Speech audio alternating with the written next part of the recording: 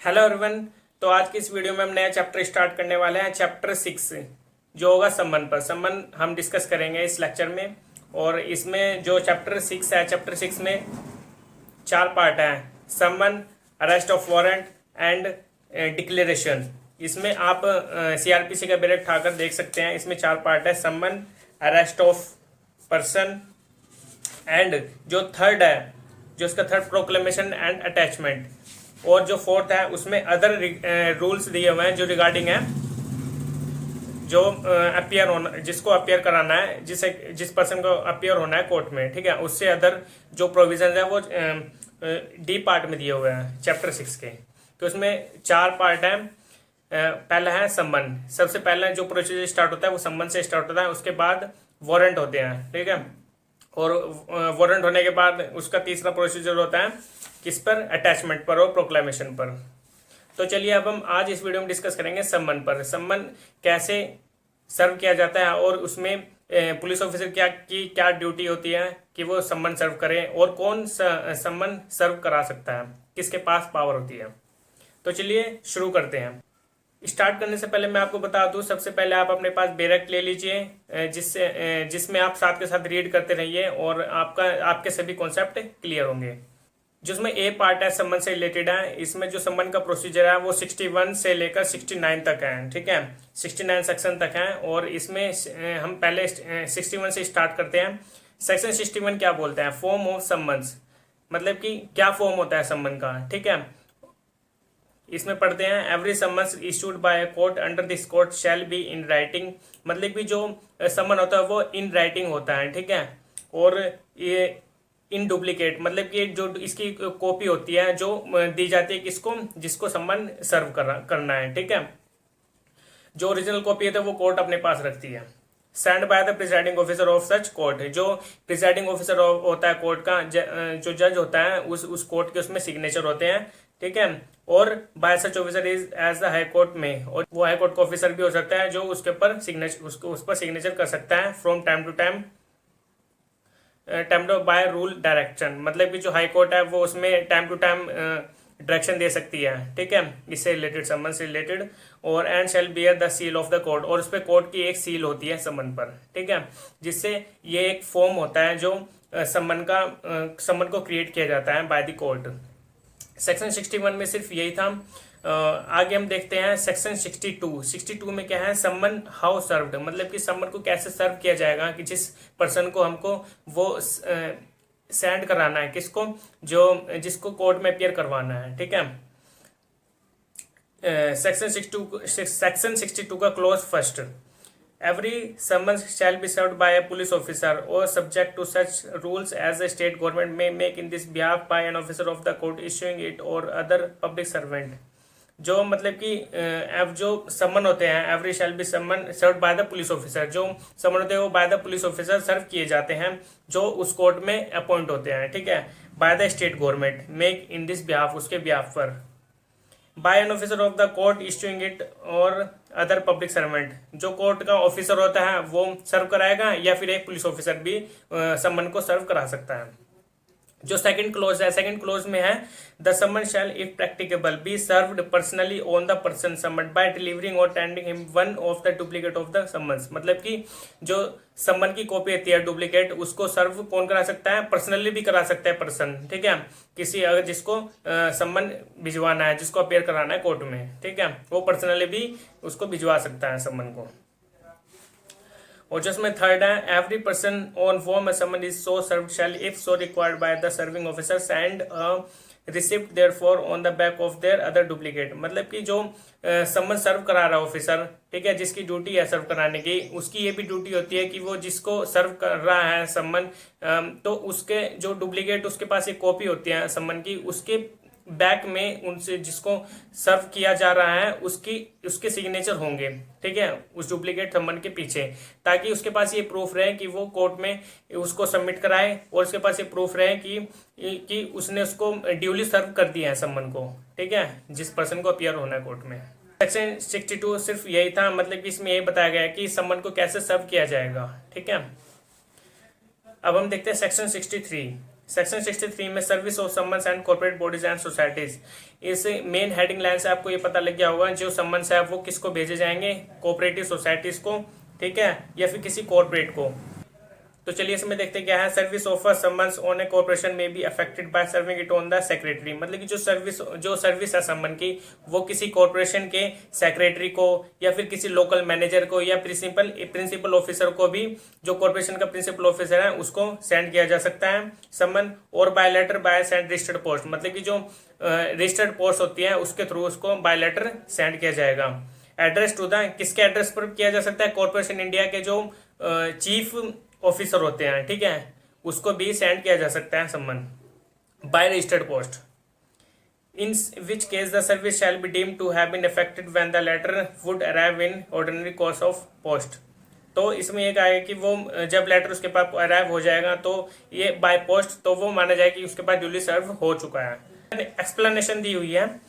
In this section, corporation means an incorporated company or other body. Corporate and includes a society registered under the Society Registration Act। उसको जो registered होती है companies, जो corporation होती है वो उसी के पास मतलब कि इसकी एक डेफिनेशन है कॉर्पोरेशन की है, ठीक है, जो अंडर रजिस्ट्रेशन एक्ट रजिस्टर्ड होते हैं, जो कॉर्पोरेट पार्टीज होती है या कॉर्पोरेट कंपनी होती है।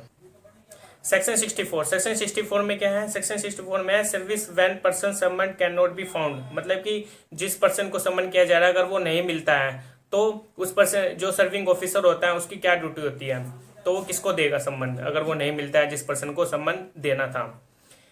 Where the person summoned cannot by the exercise of the due diligence be found, the summon may be served by leaving one of the duplicate for him with some adult male member of his family residing with him, and the person with whom the summon is so left shall, if so required by the serving officer, sign a receipt therefore on the back of other duplicate। मतलब कि इसमें एक आ गया कि जो अगर जिस person को सम्मन देना था अगर वो मौके पर नहीं मिलता है, उस घर में नहीं मिलता है, तो अगर जो उसके फैमिली मेंबर होते हैं और जो उसमें उसके फैमिली मेंबर में जो अडल्ट मेंबर होता है उसके सिग्नेचर करा लेगा और उसको वो सर्व कर देगा सम्मन, ठीक है, ताकि वो जिस पर्सन के अगेंस्ट वो सम्मन आया है उस पर्सन को सर्व करा दे, ठीक है। तो उसकी सर्विंग ऑफिसर की ये ड्यूटी होती है कि वो उसको सर्व करेगा फैमिली मेंबर को, और जो उसका फैमिली में जो उसके घर में एडल्ट मेंबर होगा उसको, ठीक है, जो एडल्ट मेंबर होगा फैमिली मेंबर में उसको सर्व कराएगा। इसमें सिर्फ यही है, और उनकी जो फैमिली मेंबर है उनके सिग्नेचर ले लेगा, जैसे हमने 62 के क्लॉज 3 में बताया था कि उसमें सिग्नेचर ले लेगा जो डुप्लीकेट कॉपी होते सम्मन की उसके बैक साइड में, ताकि उसके पास ये प्रूफ रहे कि जो सम्मन है वो ड्यूली सर्व हो चुके हैं। सेक्शन 64 में एक एक्सप्लेनेशन है, ए servant is not a member of the family with in the meaning of this section. जो एक सर्वेंट होता है किसी घर में, वो मेंबर ऑफ द फैमिली में नहीं आएगा, वो इसके मीनिंग में नहीं आएगा। मतलब कि जो सर्वेंट है उसको अगर सर्विंग ऑफिसर सम्मन देता है तो वो नहीं माना जाएगा कि वो सर्व हो चुका है, ठीक है। इसके कहने का मतलब एक्सप्लेनेशन में सिर्फ ये बताया गया।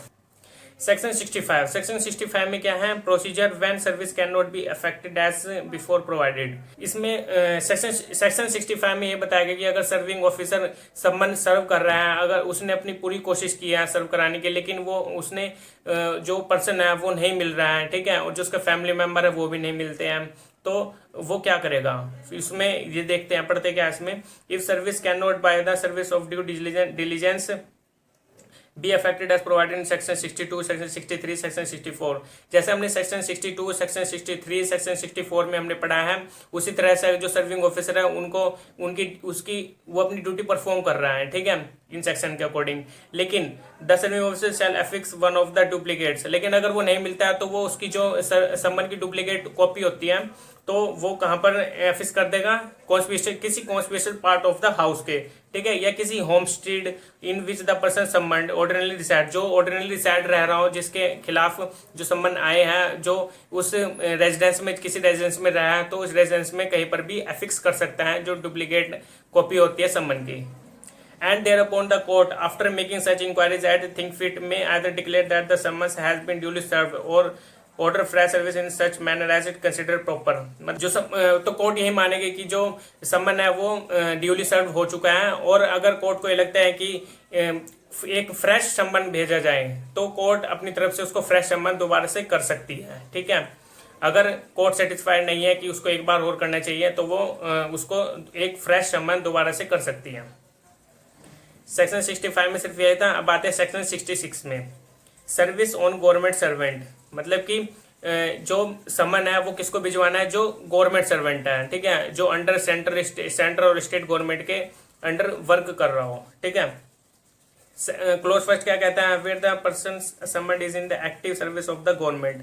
मतलब कि जो पर्सन, जिस पर्सन को समन किया जा रहा है वो किसी कोई गवर्नमेंट सर्विस कर रहा है किसी गवर्नमेंट में, ठीक है। The court issuing the summons shall ordinarily send it to duplicate to the head of the office in which such person is employed। तो जो सम्मन की कॉपी होती है वो ऑर्डिनरीली सर्व्ड की जाएगी जिस गवर्नमेंट के अंडर जो हेड ऑफिस है गवर्नमेंट का उसके पास उसको सर्व किया जाएगा। हेड है, ठीक है, हेड ऑफिस है, वहां पर उसको सम्मन को सर्व किया जाएगा।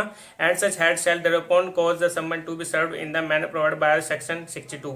और जो हेड ऑफिस है उसकी ये ड्यूटी है कि वो जो जिसको सम्मन देना था उसकी ये ड्यूटी है कि वो उसको सम्मन सर्व कराए, ठीक है, under section 62। And shall return it to the court under this. हमने 62 में पढ़ा था कि भाई सम्मन कैसे सर्व किया जाएगा, तो वो उसी तरह फुलफिल किया जाएगा अंडर सेक्शन 62 के, ठीक है। उसमें सेकंड क्लोज है, सच एविडेंस ऑफ ड्यू सर्विस। जो इसमें सिग्नेचर होते हैं वो एक एविडेंस माना जाएगा कि भाई जो सम्मन था वो ड्यूली सर्व्ड हो चुका है, ठीक है, तो एक एविडेंस प्रूफ होगा सिग्नेचर का। अब आते हैं हम सेक्शन 67 में, सर्विस और सम्मन आउटसाइड लोकल लिमिट्स। मतलब कि अगर जो सम्मन है वो किसी आउटसाइड लोकल लिमिट्स में भेजना है, ठीक है, अगर जो किसी मजिस्ट्रेट की अंडर नहीं आता है एरिया, तो अगर वो किसी आउटसाइड एरिया में भेजना है और जो दूसरे की जुडिक्शन में किसी और की मजिस्ट्रेट के अंडर आता है वो एरिया, तो वो कैसे सर्व होगा। When a court decide that a summons issued by it shall be served at any place outside it's local जुडिक्शन। अगर किसी कोर्ट को ये लगता है कि भाई किसी दूसरे मजिस्ट्रेट के एरिया में अगर कोई जुडिक्शन आती है तो उस मजिस्ट्रेट को वो सम्मन देगी, कॉपी जो सम्मन की कॉपी होगी उसको सेंड कराएगी, और फिर जो वहाँ का जो उस जुडिक्शन का जो मजिस्ट्रेट होगा उसकी ड्यूटी है कि वो बाय ऑफिसर उसको सर्व कराए जिस पर्सन को वह सम्मन सेंड कराना है, ठीक है। तो इसमें वो उसी तरह से वो मजिस्ट्रेट अपनी लोकल जुडिक्शन में वो सम्मन भिजवा सकता है। सेक्शन 67 में सिर्फ यही था। अब आते हैं हम सेक्शन 68 में, proof of service in such cases and when serving officer not present. मतलब कि जो सर्विंग ऑफिसर है अगर वो प्रेजेंट नहीं होता है कोर्ट में तो फिर वो मतलब कि कैसे प्रूफ करेगा कि जो मैंने सर्व कर दिए थे सम्मन, ठीक है, उसने वो कैसे प्रूफ करेगा। इसमें क्लोज फर्स्ट में है, When a summons issued by a court is served outside its local jurisdiction। अब जो सर्विंग ऑफिसर था वो आउटसाइड लिमिट्स ऑफ द जुडिक्शन था और वो सर्व कराता है, ठीक है, और ड्यूली सर्व भी कर देता है, लेकिन and any in case where the officer has served, वो जो सम्मन ऑफिसर जो ऑफिसर होता है सर्विंग ऑफिसर वो कोर्ट में प्रेजेंट नहीं होता है at the hearing of the case, जब केस की हियरिंग चल रही थी, ठीक है। An affidavit purporting to be made before magistrate. जो सर्विंग ऑफिसर होता है वो एक एफिडेविट क्रिएट करता है ताकि वो जो सम्मन की कॉपी होती है उसके साथ अटैच करके वो कोर्ट में सबमिट कराएं, जिससे कि ये प्रूफ हो उसके पास कि मैंने ड्यूली सर्व कर दिए हैं जो कॉपी थी, ठीक है। जो कॉपी के पीछे सम्मन कॉपी के पीछे जो सिग्नेचर थे अंडर सेक्शन 62 क्लोज 3 में हमने जो बताया था उसमें सिग्नेचर लिए जाते हैं जिसको भी सर्व किए जाते हैं, जिसको भी सर्व किया जा रहा है, ठीक है। तो एक एविडेंस प्रूफ होता है कि उसने ड्यूली सर्व कर दिया है सम्मन। सेक्शन 62 और section 64 by the person to whom it was delivered और tender involved shall be admissible in evidence. तो वो एडमिसिबल होगा एविडेंस जो एफिडेविट बनाकर वो देता है कोर्ट को। And the statement made therein shall be deemed to be correct unless until the contrary is proved, ठीक है, ये हमने डिस्कस कर लिया। अब क्लोज टू है, the affidavit mentioned in this section may be attached to the duplicate of summons and return to the court. जैसे कि मैंने बताया था वो एफिडेविट के साथ जो सम्मन की कॉपी होती है उसके साथ अटैच करके कोर्ट में सबमिट करा देगा। इससे ये प्रूफ रहेगा कि हाँ उसने ड्यूली सर्व कर दिया है जो सम्मन था। अब आते हैं हम सेक्शन 69 में। 69 में क्या गया है, सर्विस ऑफ सम्मन on witness by post. Heading lines इसके मतलब कि सर्विस ऑफ सम्मन, मतलब इससे पता चल रहा है कि जो सम्मन है वो किसी विटनेस को किए जा रहे हैं कोर्ट में अपेयर कराने के लिए। क्लोज फर्स्ट है, not with standing anything contain in the preceding section in this chapter, a court issuing a summon to a witness may in addition to and simultaneously with the issue of such summons direct a copy of the summons to be served by registered post addressed to the witness at the place where he ordinarily resides or carries on business or personally work for gain। मतलब कि जो witness है उसको अगर समन किए जाते हैं तो उसके सर्विंग ऑफिसर उसमें जो समन की कॉपी होती है एडिशनली और साइमल्टेनियसली उसको बाय रजिस्टर्ड पोस्ट उसको सर्व कराएगा, किसको, जिसको कोर्ट में अपेयर करवाना है। ठीक है, और फिर कहाँ पर करवाएगा, कौन से रेजिडेंस पे कराएगा, जहाँ पर वो वर्क फॉर उसका, जहाँ पर उसका बिजनेस है या फिर कहीं उसका वर्क है या फिर वो कहीं पर रिसाइड कर रहा है। ठीक है, उस एड्रेस पर उसको सेंड कराएगा summon by registered post. Close to है, क्लोज टू में क्या कहा है, when an acknowledgement purporting to be sent by the witness और an endorsement purporting to be made by a postal employee that the witness refuse to take delivery of the summons has been received, the court issuing the summons may declare that the summons has been duly served. मतलब कि इसमें कहा गया है कि जो जैसे कि हमने सेक्शन 62 के क्लोज 3 में बताया था कि उसके सिग्नेचर लिए जाएंगे एक समन की कॉपी पे, जो डुप्लीकेट समन की कॉपी होती है उसके पीछे जो सर्विंग ऑफिसर था वो उसके सिग्नेचर लेता है ताकि एक एविडेंस प्रूफ हो उसके पास। तो वो उसी तरह से विटनेस के भी सिग्नेचर लेगा ताकि उसके पास एक प्रूफ हो इन एविडेंस, ताकि वो कोर्ट में प्रूफ कर सके कि मैंने जो समन है वो ड्यूली सर्व कर दिए थे।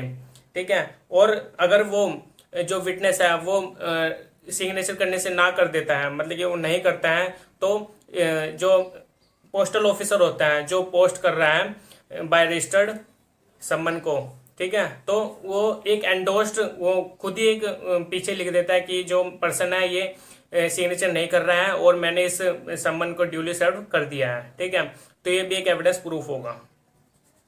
सेक्शन 69 में सिर्फ यही था और ये हमारे सेक्शन 61 टू सेक्शन 69 कंप्लीट हो गए हैं जो कि रिलेटेड थे सम्मन के, कैसे सर्व किए जाते हैं और किसकी जुडिक्शन में कैसे किया जाएगा सम्मन। तो इसमें हमने सारी बातें कर लिया सम्मन से रिलेटेड। अब हम अपनी नेक्स्ट वीडियो में डिस्कस करेंगे अरेस्ट ऑफ वारंट। अगर सम्मन के बाद भी अगर कोई पर्सन अपियर नहीं होता है तो उसके बाद उसको वारंट किए जाएंगे अरेस्ट ऑफ वारंट के। ठीक है, ये बी पार्ट में है, इसको हम अपनी नेक्स्ट वीडियो में डिस्कस करेंगे। अभी के लिए इतनी है, ओके बाय।